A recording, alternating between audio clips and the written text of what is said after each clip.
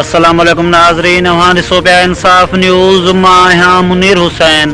सकरन खां रिपोर्टर कासिम ख़ासकेली जी रिपोर्ट मूजिब सकरन मां चोरी थियल 17 मोटरसाइकिल मालिकनि हवाले कया विया।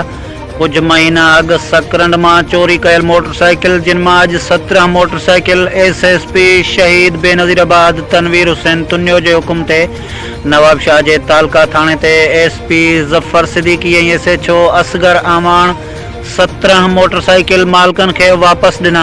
उन मौक़े ते SSP ज़फ़र सिद्दीकी चयो त चोरनि ख़िलाफ़ सख़्त कार्रवाई कई वेंदी ऐं उन्हनि जो आख़िरी घर जेल में ई आहे।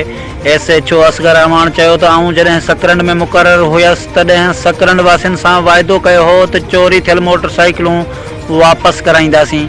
SSP तनवीर हुसैन तुन्यो जे ख़ासि हिदायतनि खां पोइ मोटरसाइकिल चाबी चोर गैंग खे सग सूदो गिरफ़्तार करे उन्हनि वटां चोरी थियल मोटरसाइकिलूं रिकवर करे मालिकनि खे ॾेई पंहिंजो वाइदो वफ़ा कयो आहे ऐं चोरनि ख़िलाफ़ कार्रवायूं जारी रखी उन्हनि खे पंहिंजे अंजाम ताईं पहुचायो वेंदो।